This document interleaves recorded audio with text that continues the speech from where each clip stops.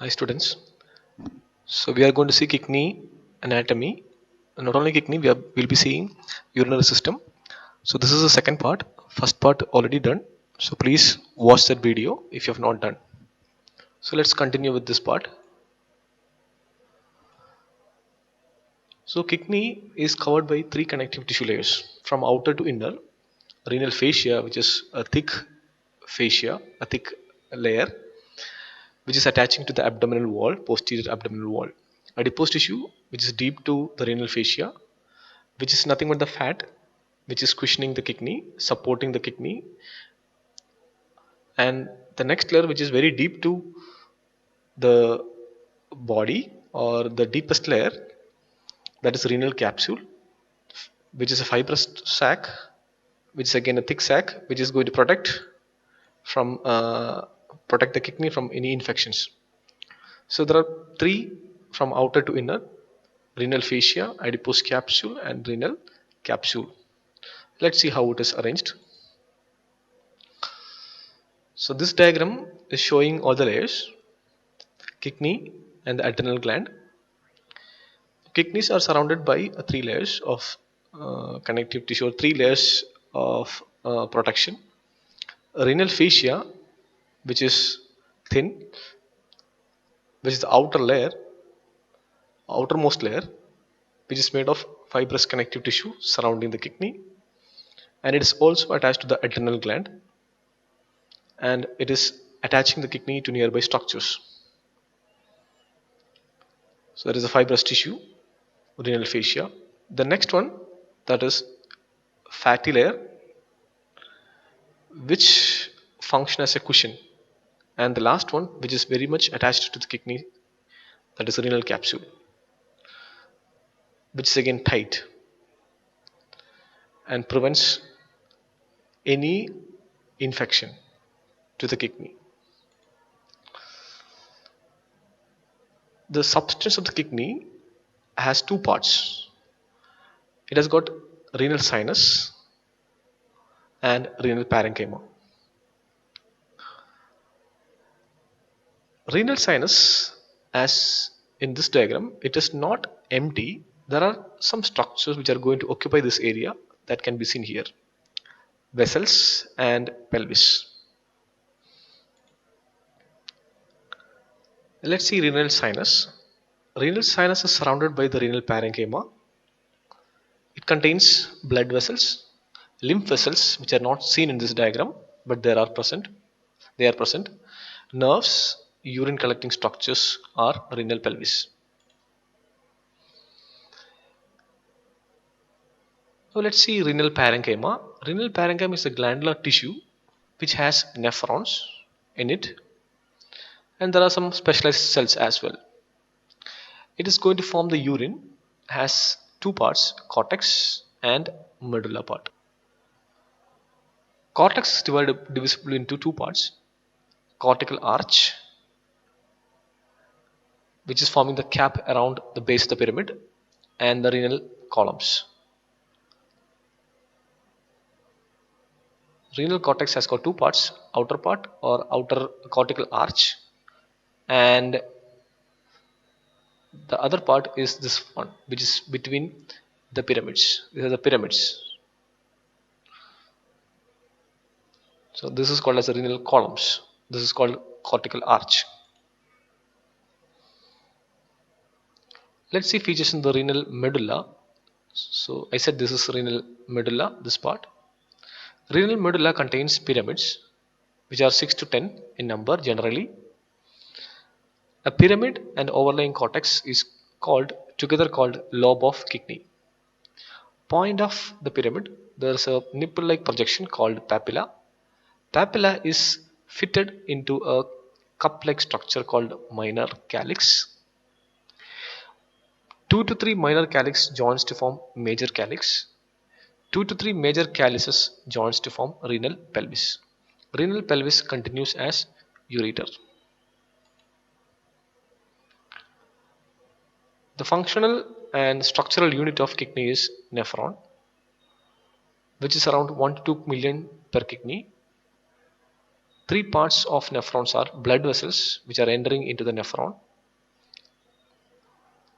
renal corpuscle which is a combination, or you can say a combination of the glomerulus or the blood vessels and the Bowman's capsule together, called as renal corpuscle. Renal tubules are the convoluted tubules and the straight tubules. Convoluted tubules of this is proximal convoluted tubule, distal convoluted tubule, and straight tubules. There are two types of nephrons. First one, which is more towards the cortex, or it is seen in the cortical region, cortical neurons, cortical nephrons, consisting of 85 percentage, and juxtamedullary, that is near to the medulla. Juxta means near to the medulla there are other group of nephrons, and the juxtamedullary nephrons has got a loops of Henle. This part is called loop of Henle. So this has long loop of Henle that is extending into the pyramid. All of the structure is a pyramid. This area is a pyramid. This is cortex. This area is a pyramid.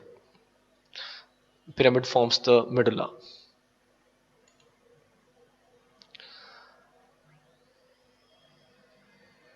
And regarding the blood vessel of kidney, kidneys are supplied by the renal arteries, which is a branch of abdominal aorta. As it enters the kidney, it is divided into segmental branches, and the branches divide becomes very smaller, called afferent arterioles, enters into the Bowman's capsule of the nephron, forming the glomerulus. Now from here, the capillaries joins from here to form again an arteriole called efferent arterioles. Efferent arterioles again anastomose, again forms a lot of capillary networks over the tubules, and that forms a peritubular capillaries. Peritubular capillaries is again a type of capillary. Again, it's a second set of capillary. The first set is formed here and the second set is formed here, which give rise to the veins, the venules, and the venules forms larger structure called, there are different steps for formation of the renal vein.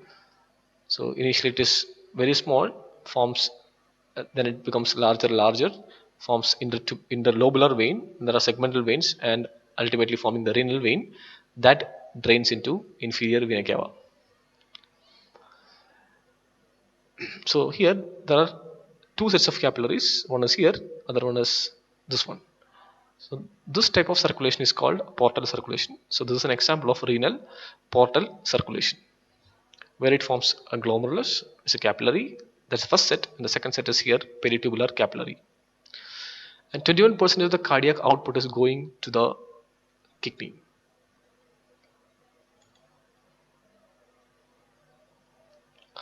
Now, glomerulus is the first set of capillary that is formed by the renal artery, and this area, there are a lot of capillary networks. This area called glomerulus, and glomerulus fits into the cup-shaped structure of the nephron called Bowman's capsule. Now, Bowman's capsule has got two layers, inner layer and outer layer. So there is a space in between this. So the filtration from the glomerulus, the filtrate that pass into the space between the inner and the outer layer. The filtrate lacks cells and proteins. So if the filtrate has proteins, that means there are some issues with the filtering membrane. This happens in glomerulonephritis. Drained by efferent arterioles, as I mentioned, efferent arterioles passes and forms peritubular capillaries, forming ultimately the renal vein, draining into inferior vena cava.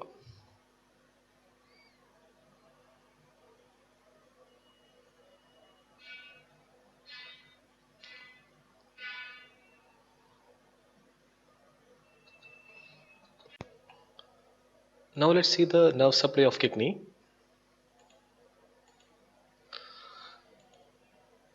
Kidney is supplied by renal plexus, which is an offshoot of celiac plexus. It contains sympathetic fibers, which are chiefly vasomotor. Afferent nerves of kidney, which is belonging to T10 to T12 segments of the spinal cord.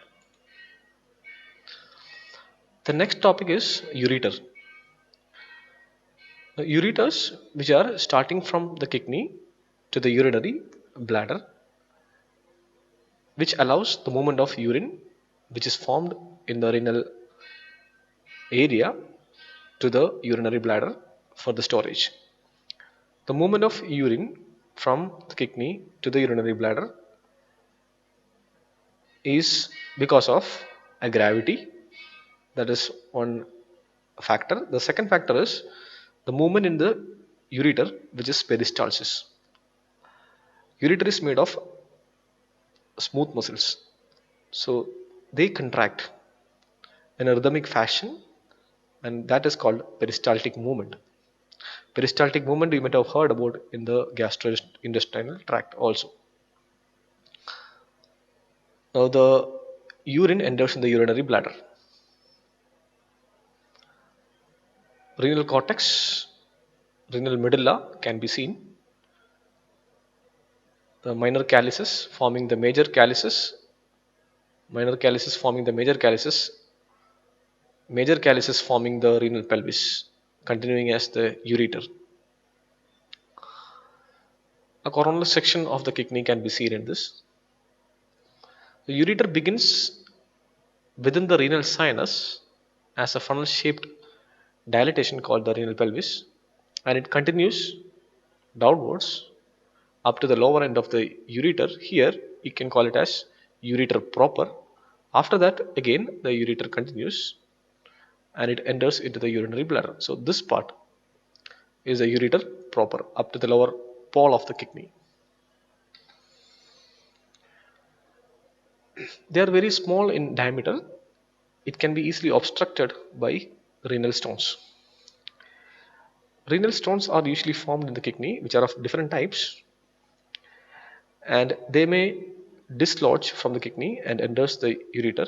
When it enters the ureter, the size of the ureter is very small, so sometimes the calculi, the renal stones, can get obstructed in the ureter, and sometimes the end of the stones may be very sharp, so it can injure the ureter, leading to bleeding, and that blood passes through the urine. And the pain that is caused by the ureteric stone is very severe, and the reason is when the calculi is blocking the ureter, it obviously irritates the ureter, and it causes a increased peristaltic movement of the ureter, which disturbs a nerve which is lying behind the ureter, that is genitofemoral nerve. Genitofemoral nerve supplies, or it is a cutaneous nerve that is supplying the genital region and the femoral region. So that, since the nerve is supplying that area, the nerve, the pain of the renal colic, or the renal pain of the renal stone, which is called as the renal colic, is radiated towards these areas.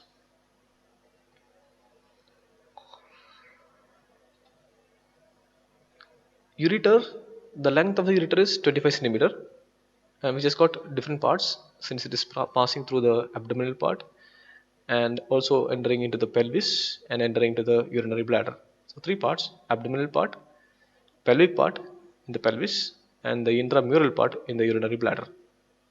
So it's a muscular tube, as I mentioned before, made of smooth muscles, which are arranged in different layers. Abdominal part, which is descending on the psoas major, this muscle is psoas major, which is behind, and the ureter is placed behind the peritoneum. Peritoneum is a serous membrane which is present inside the abdomen and the pelvis. Pelvic part in females, it is passing 2 centimeter lateral to the neck of the uterus. So it has got a relation with the neck of the uterus in females and lying below the uterine artery. Intramural part is the part where it is lying inside the urinary bladder, having an oblique course of 2 centimeter. So abdominal part in the abdomen, pelvic part in the pelvis. So the abdominal part is when it is trying to continue as a pelvic part, it is going to cross the common iliac artery. There are normal anatomical sites where the ureter is constricted. It is normal, but the issue with this is because that I said that the urinary stones can be formed and that can get blocked in this constrictions. So first constriction is in the pelvic ureteric junction. Second one is when it is crossing the common iliac artery, and the third one is near the posterior surface of the urinary bladder, where it is where the ureter is opening into the urinary bladder. So the renal stones can be of different types, like calcium stones can be there, and they are visible on X-rays. There can be large staghorn calculi, as in this diagram, big calculi. Detached part of the calculi can be seen. Smaller part of or smaller calculi can be seen in the minor calyces.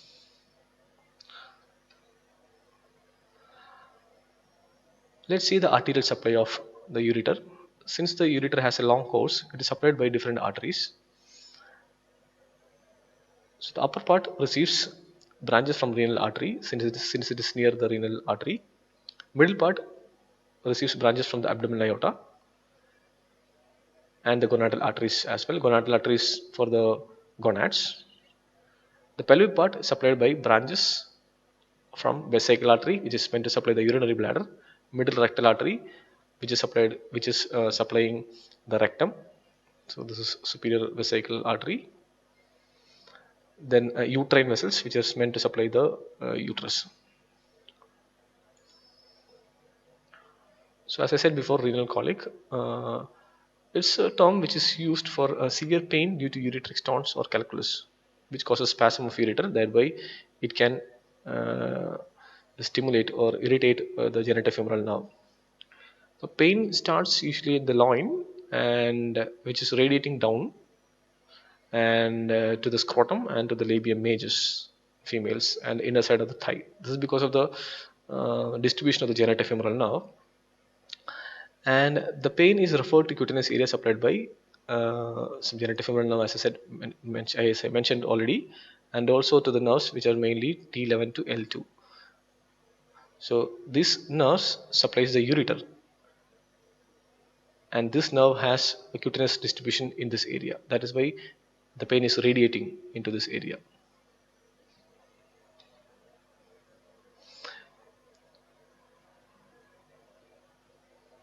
So this already mentioned, there are different sites where the ureteric stones can be impacted because of the normal constriction of the ureter. It can be at the pelvic ureteric junction, or it can be at the brim of the pelvis or the intravesical course. It's a clinical condition where a saccular outpouching of the distal ureter into the urinary bladder.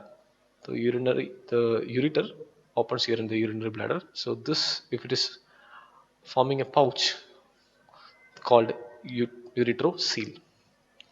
Now this is because of anomaly in the embryogenesis with anomalous development of other structures like kidney and the collecting system.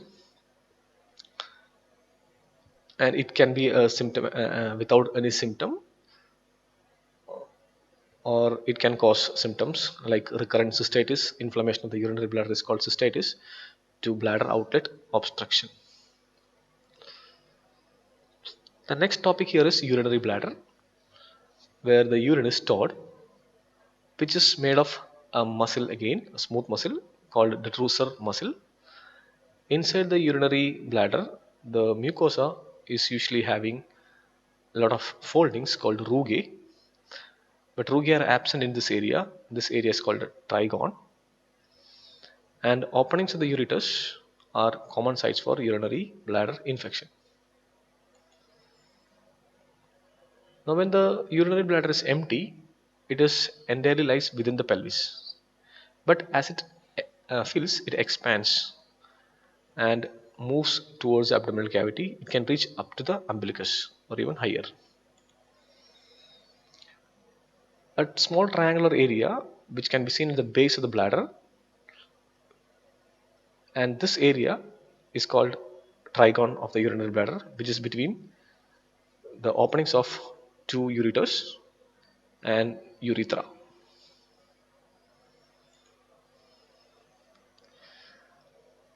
The gross features of urinary bladder. Urinary bladder is tetrahedral in shape or a boat shaped appearance, having apex directing forwards. The diagrammatic representation, anterior, posterior aspect. This is anterior and this is posterior aspect. Lateral aspect, lateral aspect. Apex, base or the fundus, base of the fundus directing backwards. Neck region, which is the fixed and lowest part of the urinary bladder, and three surfaces: superior surface, right lateral surface, right lateral surface, infralateral surface, left infralateral surface. So this I cannot show, but this is infralateral surface. So we are expecting one more surface on the other side: superior, right infralateral, left infralateral surfaces.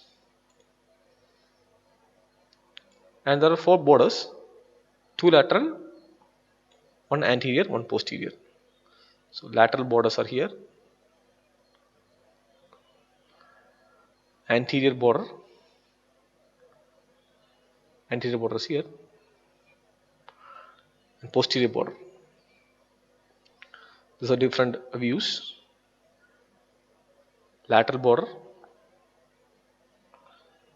anterior border, posterior border.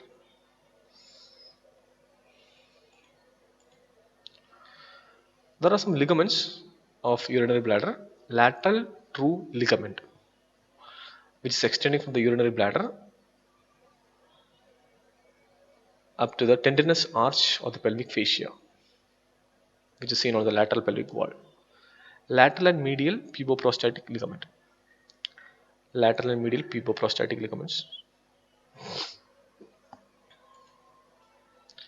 Arterial supplies by superior and inferior vesical arteries.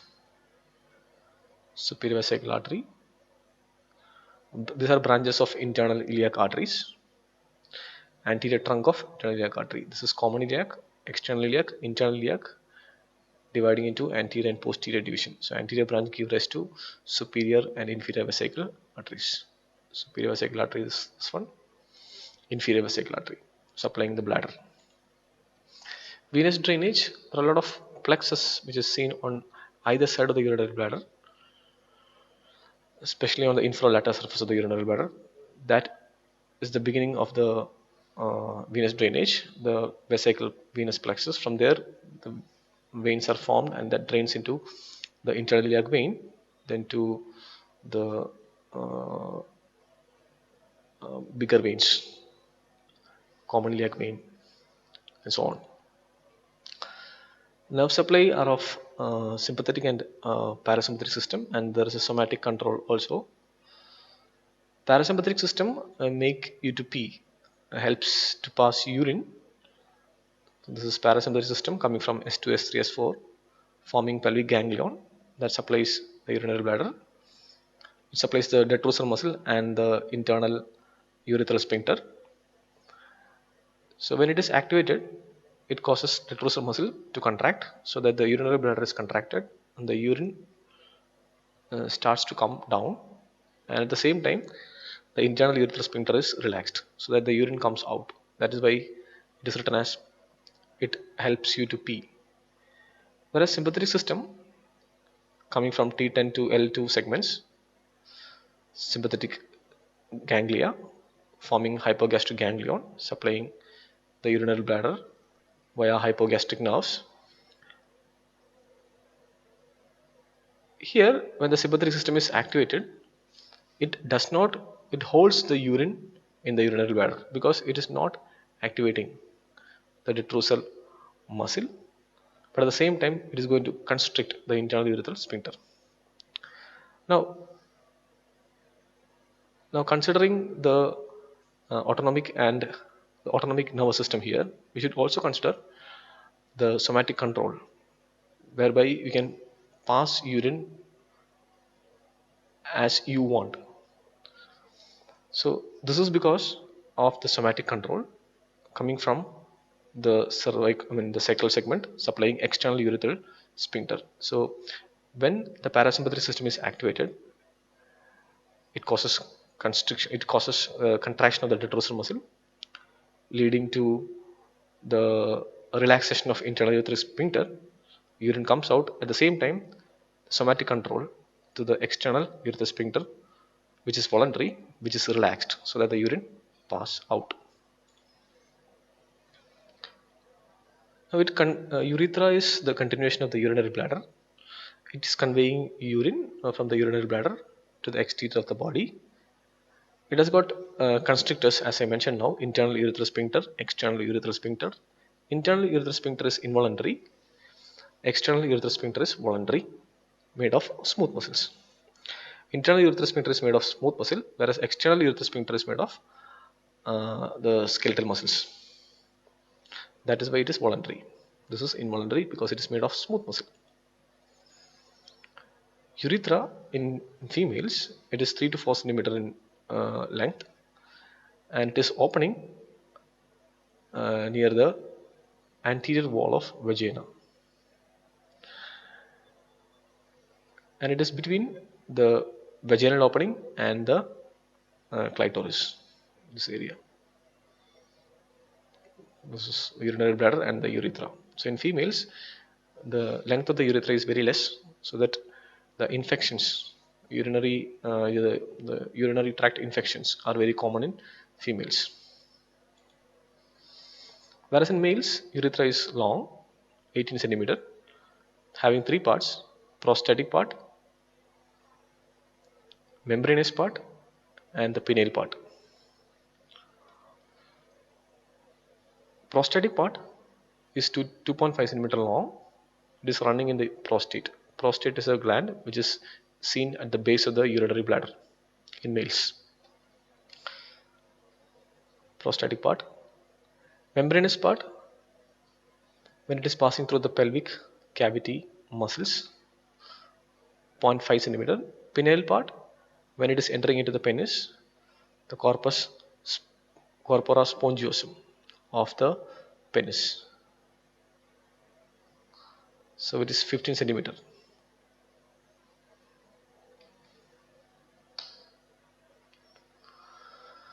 The process of maturation, as I mentioned before, autonomic nervous system and the somatic nervous system plays a role.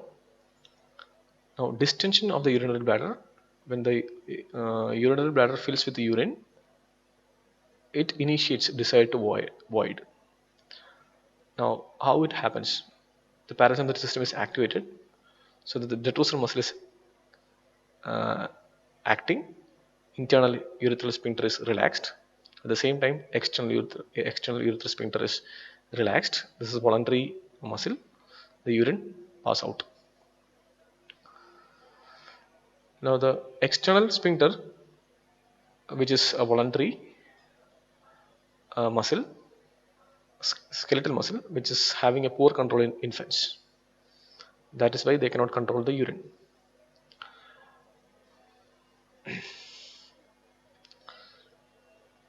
Now, the interior of the urinary bladder can be seen through an instrument called cystoscope, and the procedure is called cystoscopy. A constriction of the urethra can be seen sometimes, called the stricture of the urethra. Usually, stricture is because of after effect of infection. And this is a congenital disorder, ectopia vesica or bladder exstrophy, where the development of the anterior abdominal wall lower aspect is not occurred properly. So here, a defect in the anterior abdominal wall and also the anterior aspect of the bladder wall can be seen along with epispadiasis, which is dorsal penile opening. So the bladder can be seen outside, both the cases.